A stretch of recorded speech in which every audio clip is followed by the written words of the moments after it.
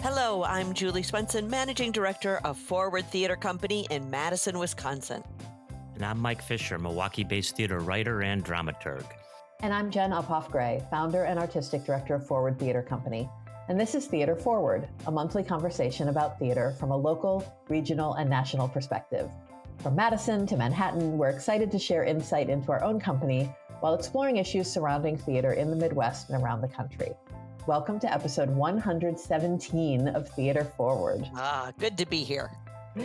In this episode, we are talking about the relationship between theaters and their audiences. What's the best balance between leading and listening? And honestly, this topic came to mind for two reasons. One is that just this week, the three of us, Julie, Mike, and I, were in a very energetic conversation at Forward's advisory company meeting about a particular play and whether, what all of our different opinions were about the suitability of that play for a future Forward season, but also connecting that to some conversations that are happening throughout our field. And we might refer over the course of this conversation to a recent article in American Theater Magazine by Dr. Jen Benoit Bryan. I hope I'm pronouncing her last name correctly. But she has an article, Meet Audiences Where They Are. And I'm just going to read the little intro paragraph to that because I think it might help tee up some of what we will talk about today. So she writes, "We're in a challenging moment for theaters, marked by shifting sources of financial support, growing expenses tied to high levels of inflation, and concerns about filling seats. Given this context, rebuilding audiences is a critical priority for many theaters, not only for mission-related reasons, but also to rebalance earned revenue from ticket sales with contributed revenue." And while that particular paragraph is very fiscally focused, the article goes on to talk about much broader looks at audience building, diversifying audiences. How do you bring audiences along on a journey with challenging material? How do you program material that is going to be relevant, exciting, engaging, provocative for your audiences? And how do you create a welcoming and community-centered environment? So those are all very big ideas. And I think we might just kind of be jumping into this. And I know we'll see how this goes. I know we have, there's a spectrum on this leading and listening fulcrum. And I think we all maybe fall on slightly different parts of it. So, let's go. Let's go. I want to start off by saying there is certainly a lot of talk, including this article, about listening to your audience and knowing your audience, programming for your audience. And I think the three of us on here, including four of us, including Scott on this podcast today, have different opinions of what that means. Mm-hmm. I think at Forward Theater, we're lucky enough, smart enough, whatever. We do talkbacks after every show. We have a good sense of some of the audience that stays for the talkbacks. It's really hard, though, to know what an entire audience wants, likes. As we know, the people that respond to us, that respond to our survey after the show, is a limited number.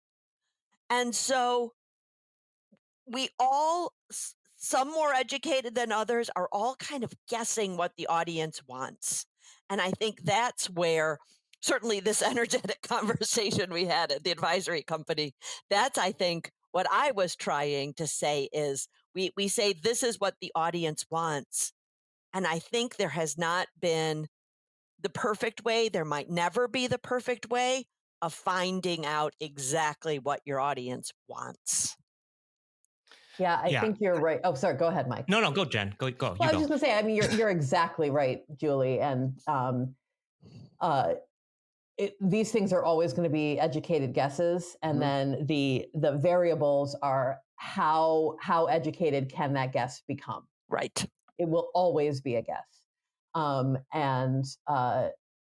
So you take in things like what people say at talkbacks, you take in survey responses, you take in posts on social media, you take in the things that people you run into on the street have to say, you compile all of that. And then you look at what do people buy tickets for and what is your subscription renewal rate? And those are all factors. And then after all of that, you have to take some leaps of faith and look at, risks and rewards and, try to balance all those things and then make the best decision you can feel good about. Right. Yeah. And I think for me, and I come at this from the standpoint more of just to be out there. I'm not charged as Jen and Julie are with running a theater company. And looking at those scary numbers every day that all theater companies are having to look at. I come at this more as a writer or as a critic or as somebody who's playwright focused. And what playwrights say in survey after survey after survey is stop telling us that you can't do something because it's wrong for our audience.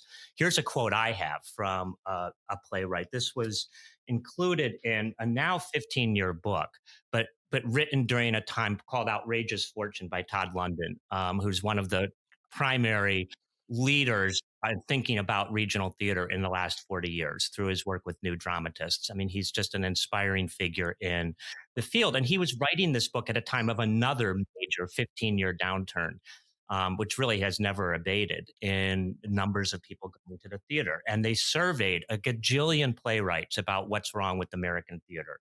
Here's what one of them said. I don't think we can know what the audiences want to see. That's a mythical notion. We think we know, but we don't. Every writer wants an audience, but the question is, how do we perceive what audiences can handle? I have always believed that there should be a proliferation of work where some make more sense and some make less sense. There's a pull to create for something that we think we know, and that is really limiting to writers. And what this survey demonstrated, and this was hundreds of playwrights they talked to, is that theaters are becoming more and more conservative. They're beholden to a subscriber base, which it tends to be demographically more white, which tends to be older, which tends to be wealthier. They're confronting economic perils, which mean higher ticket prices, which again means that you're tending to have an audience which is more well off and is less inclined perhaps to look at things from the perspective of those who are younger or those who are poorer. And the result is the people we're talking to on social media, which is just a hive mind anyway. I mean, you've all heard enough of me about social media, just sort of giving us the lowest common denominator thinking, and subscribers and the people who are invested enough in a company, say Forward, but any company this would be true of, to be in that conversation in the first place. By definition, you are not reaching the people everybody says in this American Theater article that we want to reach, which is audiences that are younger, more diverse, less inclined to come see our shows. I go to Forward shows. The audience, as is true of every theater company in Wisconsin, is overwhelmingly white and overwhelmingly older for almost every show. And I think that what we end up with is a self-fulfilling prophecy by picking things that we think they want in a way that's not taking those imaginative leaps to reach to other audiences beyond the audiences that are already in the room and most vocal in talkbacks or anywhere else about what it is we, as a theater company, we generally, not just Forward, should be doing. Well, I do, and at the end of the day, Mike, there's going to be so much more on which we agree than disagree. But I do want to kind of jump in a little bit, particularly on the topic of subscribers, because, and I can't say this in the context of every theater out there and the way that they program towards their subscribers. But I think that in the field, there's a tendency to be like, oh, it's because of subscribers that theaters can't be bold in their programming. And I gotta say, I think that's completely backwards. Just the opposite.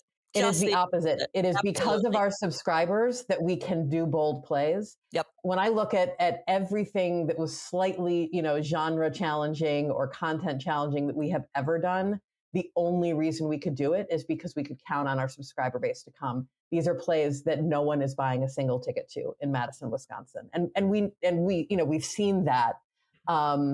So yes, having subscribers, I think part of that relation, and this is where we get into the leading and listening and all that. Like, I do think listening to subscribers is important because they take a chance on us by saying, we'll come see everything you program, even if we think when we look at it, well, that doesn't sound interesting, or that doesn't sound like it's my cup of tea, but I have bought a ticket to it anyway, and I will come and change my mind. It's a two-way relationship. They give us some trust. We give them, the respect of listening to them. But it's because of them we can do the more out there plays. It's the companies that don't have a reliable subscriber base, I would argue, that have to do the much safer programming, because they have to do commonly known titles, and this just sounds like super fun. I remember hearing about that Broadway tour, et cetera, because that's how they can bring in enough ticket buyers to keep the organization going. So I just think big picture, I want to make sure that I'm at least expressing my opinion that I think subscribers are the reason that we can be adventurous versus being the barrier to it. Yeah, I guess I respectfully disagree. And again, I'm not talking specifically about Forward, but I think about theater companies that have a less robust subscription base. And because you're programming to the play and not beholden to an audience, which again, tends older, tends to be whiter, tends to be wealthier. You can afford to do things that you might not otherwise be able to do. Sure, you can say that in the context of a season with a subscriber base, maybe you can like dip your little toe in the water on one play and do something marginally more adventuresome. Marginally more adventuresome. This is my experience with companies with big, robust subscription bases. But if you go beyond that, that subscription base rebels. And it is such a counterweight to being able to do things in a more nimble way, that without that big subscription base weighing you down with a very set view of the world, that you would be able to do. Again, this is not about Forward. I mean, Forward might be the exception that proves, an exception to this rule. This is what I think is true more generally of places, because they can say, well, you know what? Because we don't have this huge subscription base, we can program this crazy show, and we're not going to risk losing 20% of our subscription base because people don't like it. This is a different conversation to Mike, after the pandemic. But what we saw is that the companies that didn't have a robust subscriber base were the ones that were in the most trouble after the pandemic. And I think about God bless the people in Madison who had us signed up for a subscription in May of 2020 and said, we don't even know if there's going to be plays, but here we are to support. That we were able to pay everybody on the contracts that we had given them because of this. I, I think I think it's paramount that we listen to subscribers. I think it's paramount that we have a huge subscriber base. Now, that isn't to say that there are shows that we could program that would maybe test that. And I'm not opposed to that. I'm not opposed to let's we don't know for sure that they'll hate this. We don't know for sure that this won't be something that will be really enticing to them. And so I feel I'm kind of in the middle of this, Hmm. that I do want the bolder programming, but I do also have to listen to the subscriber base. But I'm not positive that we would alienate our subscriber base by some of this bolder programming. And I, that's what I wrestle with. yeah. I just, I was hearing what you were saying, Mike, and I think the main thing I would just counter is the use of the word beholden, because to me that feels like, I don't know, it's just not how I see a healthy theater company that's interested in serving its community. That's not how I see the relationship between theater leadership and the audience.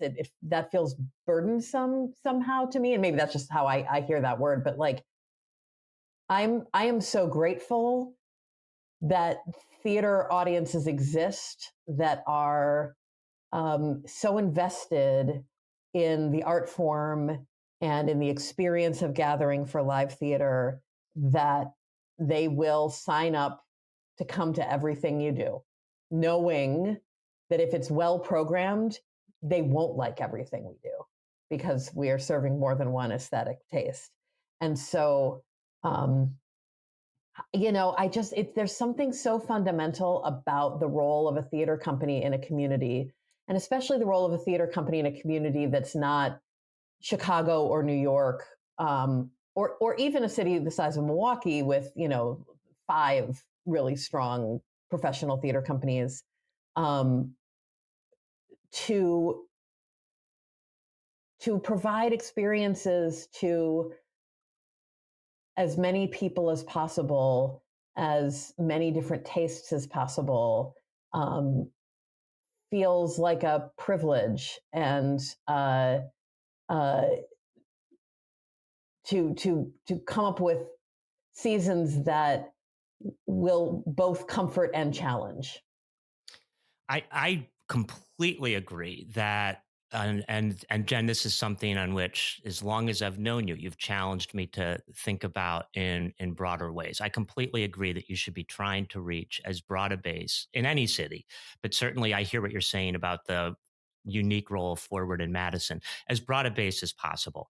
And I'm the last person to say that I don't love every single one of our or any theater company's subscribers or the people that invest in that.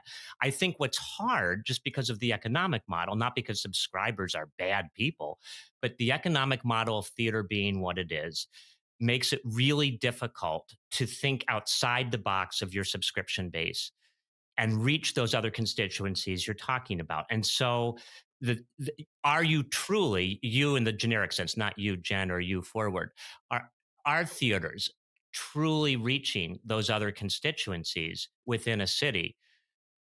Are they truly programming work that is appealing to young people, that's appealing to global majority people, that's appealing to all the constituencies, which are not generally what makes up a subscriber base? And the question is, I don't think so. Mhm. I think that when you're not hearing those voices, because they're, even though you care about them and want them in your theater, but they're not part of the daily conversation you're having. The daily conversation you're having, you again, generically, is with a subscription base and a few Mhm. people that comment on social media who are already invested in you as a theater company, or they wouldn't be following you on social media. So unless you lead in a way that is trying to reach those other theater constituencies, I don't think you do. I don't think it's possible to. I think you're boxed in by, and that's what I mean by beholden, you're boxed in by a model in which all the people you're listening to are in an echo chamber of like-minded people who happen to make up a subscription base, which trends white, which trends older, and because of their economic ability to afford a subscription, tends to be wealthier. Well, see, that's where I would flip that and say it's not so much about being boxed in as being supported or opened up. I think back to, um, and that's why I say it's always about calculating the risk reward. A healthy subscriber base gives you the resources to take on a degree of risk. So I think back to a season like the one where we programmed Anne Washburn's Mr. Burns, a post-electric play, which we felt pretty confidently would push a lot of our subscribers outside of their comfort zone. And it did. And some of them were like, oh, you pushed me, and I liked that. And some of them were like, oh, you pushed me, and wow, I'm not coming back to your theater. But we also felt really confident that that was a play that would pull in a very different audience, and a younger audience, and a new to us audience. And we were right, because we brought in like 400 or 500 brand new single ticket buyers. And so we said in programming that season, great, we are taking on some risk for some potential reward. The reason we could afford to do that and not worry that we were going to, you know, end our theater financially is because we had the reliable subscriber income. We knew we had sold X number of tickets as a percentage of our house for that whole season. And so um, we weren't going to lose our shirts in a way that damaged our ability to keep going. And I think, and that's the constant dialogue, is like any given play that might be risky, is it going to bring in, do we have if it's risky with subscribers, will it bring in those new audiences that we're looking for. And I would argue that a healthy and invested subscriber base gives you the resources to take on risk. The thing with Mr. Burns is you've got me in my Achilles heel because, as you know, that to me is the high watermark for forward theater, but it was also a decade ago. Yeah. And I don't think we've programmed, just to talk about forward for a second, I don't think we've programmed shows nearly that innovative or risk taking in the interval for the most part, as we were able to do then. And I think it's because, again, for all theater companies, it's harder to do because subscribers don't generally want to see those kinds of shows. You're right. I hear you in terms of that being something that allowed us to take that risk at that time. But you can only take a very few risks like that when your subscriber base is what it is. And part of this is a sort of related issue, but for theater companies generally, why is it that, and I was thinking about this morning, with art museums, you can get people to, from young to old, you go into any art museum and you can have people go to an exhibit on crazy, quote unquote, late 20th century American art that is completely outside the bounds, formally and content wise, of what they might be used to, and they will buy in. And I think in art in particular, museums have done a fantastic job in the last 40 or 50 years of bringing audiences to the point, challenging them, educating them, giving them a way in so that this kind of stuff is not seen as scary. That hasn't happened anywhere on a large scale with theater. I mean, you've got pockets of experimental theater, of course, going on everywhere, but that kind of investment in bringing an audience past the sort of naturalism driven, realistic kitchen sink drama kind of play isn't there. And speaking as the dramaturg on this broadcast, I mean, to me, that's about education. I mean, it's about, like, you think about art museums and these massive catalogs they put out with very accessible and non-threatening essays that help people understand this stuff. We need more of, and Forward, I think, does a pretty good job of this, but we need more of that kind of education to challenge audiences to talk to them about what we're trying to do.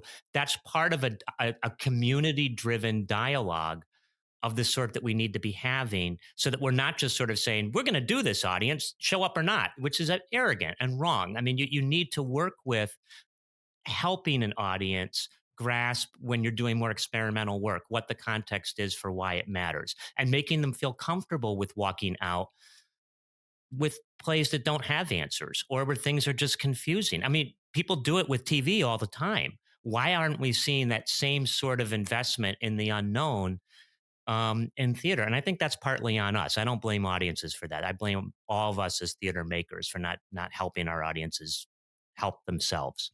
Well, that is a conversation we're having with World Premiere Wisconsin, which we're starting again in 2026. Is the sort of the film festival model of, you sign up for everything and some of it isn't going to be your cup of tea or isn't going to be as good, but you still go and see a whole bunch of films. How do we do that for theater? And I absolutely agree with you, Mike, that it's education, it's letting people know, in your museum model, people kind of know what they're getting into themselves into. Now, there's some people, our company manager doesn't want to know anything about anything when she comes to see a play. There are other people that would like to know everything. And so we've got to be able to do both of those things. I would also argue in your museum analogy and in concerts also. I asked my son, several years ago, why are young people going to concerts continuously? How do we get them to theater? And he goes, in concerts, you can talk the entire time. You never have to stop talking. Yeah. We are a different art form. But I am totally with you on educating, especially if you're considering a little bit more. And then edgy is in the eye of the beholder too. So I think Sure. you just gotta educate with every play you do, and give people the resources that they need to take the leap to come to see a play. Well, yeah, and like you said, Julie, taking that leap and understanding what is involved in going to the theater. Um, it's not just the cost, and cost is a big one. Um, but I think most theaters, like most museums, have a wide range of admission, levels, from the free nights to the full freight to the donor levels to the student. There, most art forms have different access points financially. But if you set that aside, you are asking someone to come to the place you're doing the theater, sit in a seat next to people who may be their friends and neighbors and may be complete strangers, and sit there from anywhere from 90 minutes to, I don't know, if you're seeing a classic, maybe 3 hours. And in an environment where there is a real sort of cultural expectation that, barring an emergency, you stay in your seat.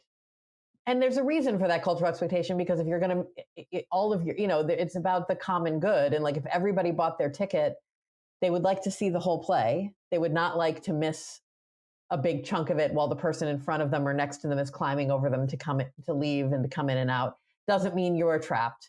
You get up if you need to, but there is a cultural expectation that you sit there so that everybody who is there can have the full experience.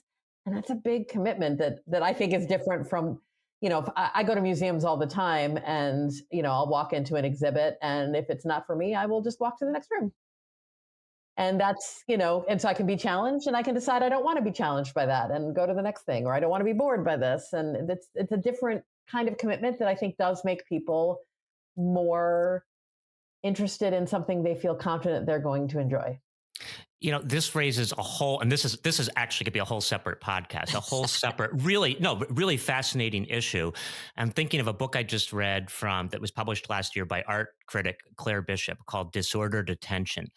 And she talks, with theater as well as everything else, about how we have evolved over the last 150 years into an idea of theater as you sit still, you don't talk, you look forward. She talked about how, in the book, about how it was with Wagner in the 1860s, where you started to sink the orchestra into a pit, where you started to focus light on a proscenium stage, where people no longer in a sort of 3/4 round kind of way could get up and walk around and talk the way you get in all those lovely French novels where people are flirting and doing whatever, where you get with Shakespeare's groundlings who are like doing all kinds of stuff. I mean, we have, and this is again, going back to the whole idea of the kind of audiences that are going to theater. This is another way in which you've seen the bourgeoisification. Yes, I just made that up. Of our audience into something which is more highbrow, more classist, less willing to accept the idea of interruptions or other things like that. And Bishop talks in this book about how in art museums now people are taking selfies and doing all the kind of stuff tweeting their experience. That's community too. And I'm not sure I'm willing to sit next to people who are on their phone during the entire nope, show. I'm not. That's not me. But I'm also I was challenged by that book to say, well, is that my problem? Am I not thinking enough? And are we not thinking enough in terms of theater audiences about changing the nature of the experience itself? Again, that's a big, big topic. And I'm not sure I have my own ideas on it worked out, but that could be part of our problem. Julie, to your point in terms of your son and going to concerts, that we're not making the experience, quote unquote, fun enough or true enough to the way in which people who are younger are consuming art in a sort of shared multitasking kind of way. Yeah. Can I an addendum on that though? My son is a subscriber and a donor and has brought a whole bunch of friends in just the way you're saying. Like, come on, get in the car, and has encouraged a lot of people to come to the theater, and they've really enjoyed it. So, love it. Yeah, I'm not all of that, Mike, and those are such good thoughts about the way theater in this country, or mainstream theater, regional theater, however we want to frame it, works, and that there are things that have been lost in it becoming this more, I can't remember, more bourgeoisification, was that the word? So yes, where I sort of default is thinking about right, but we have an audience we're trying to serve, and um, that is a part of the current culture, where this is what most theater looks like. And it doesn't mean that there aren't theater companies doing different forms of things that may slowly shift the culture. As your son's cohort become older, become subscriber, again under the current model, subscriber age, might they have different expectations of this experience that will shift the ways in which theaters serve them? Right. I feel confident that they will. Mm-hmm. But I also, we're working within the regional theater uh, ecosystem that has existed since the mid 20th century. It is not a many centuries old model, but it is one that has been around for a long time. And I don't, from all of my research, I don't think our average audience age now is older than the average audience age in the 50s or the average audience age in the 80s. Being a regular theater subscriber, a regular theater goer, is something people tend to come to when they are older in life. And I think that's okay. We are always working to get younger people into the audience. We're always working to support organizations that are doing theater education, because obviously that being robust when people are young is what will ultimately entice them to come to the theater more as they get past child rearing, or the sort of super striver part of the career, or whatever it is, where you have more time and more resources. But my whole life, everyone said, oh no, subscribers are getting older, we aren't going to have any subscribers left. But that hasn't happened, because people come into the phase of their life where they want to be regular theater goers, and it keeps replenishing. Mm-hmm. And which is not to say, again, I don't in any way want to say that we're not trying to get more young people into our audience, but I think it is also just part of the nature of how people experience, how they bring the arts into their life. Whether you're an opera subscriber or a symphony subscriber or a ballet subscriber or a theater subscriber, being able to engage with live arts where there is a time and financial commitment to doing it tends to be something, I don't know, I'm not being super articulate, but I think hopefully you kind of get my general point. Mm-hmm. It may be that everybody in the audience is still older and gray, or most people are, but there's a lot fewer of them, Jen. And that's the part that's scary, right? If you look from the 1980s to now, it's not just the pandemic. You have had a steady decline in theater audiences for 40 years. Year after year, that's what the numbers show. There might be a blip here or there. And so it's not enough to me, and it feels almost complacent to say, well, people will grow into getting a theater subscription when they get older, and that's the way it's always been. It's like, and this opera's dealing with this too, which I think again is doing a better job of theater right now in reaching out to younger and less white audiences, and really making a concerted effort everywhere from the Met on down. We're not doing that as an industry, or enough of it, and so if we don't change this way of thinking, we will die. And it's like something you said is exactly right. Well, we can't change the audience experience, because that wouldn't be dealing with the audience we have right now in terms of the way in which theater is experienced. And I hear that, because I'm one of those people who doesn't want the person next to me on a cell phone. But is that my problem? And that's a question I'm genuinely throwing out there. This whole conversation is the fact that the audience wants it in a particular way enough of a reason to continue giving it to them in the same way, whether that's plays, whether that's the way the plays are experienced, whether it's what we think of in terms of our relationship with a community. It's not enough to just say, well, that's the way the theater audience wants it. True. But unless we take steps to think about possibly changing it, we're not leading, we're just following. Yeah, I'm taking it in, Mike. I'm taking that in. I think I guess being in service to the audience we have doesn't seem to me a lesser than. That seems to me a pretty noble place to be for a theater company. with the understanding that being in service does sometimes mean challenging, does sometimes mean taking people what might feel a little out of their comfort zone, but then being exposed to something new that they might just love. Or they might, in fact, be right that they didn't like it, but the next thing is different. Okay, but yeah. I mean, we talk all the time about a theater company like ours being a service organization, and I guess I truly believe that. And it's partly because there are so many different kinds of theaters with so many different kinds of missions, and a healthy ecosystem has all of those. It has companies whose sole focus is pushing the envelope, changing the way we engage with the art form, leading us maybe over several decades back to the very participatory, more democratic way of experiencing theater that existed, pre this regional theater movement. You also need the companies that program the crowd pleasers, the family friendly, because that gets parents bringing their little kids to the theater, which plants those seeds. You need companies like ours that are in service to the audience they have. And again, that being in service doesn't mean not challenging, but listening deeply. I guess I think it's important that our field have all of those kinds of theaters, and none of them, I think, are lesser than the others. Mm-hmm. And it's important that all of them exist. Yeah, I totally agreed with that statement.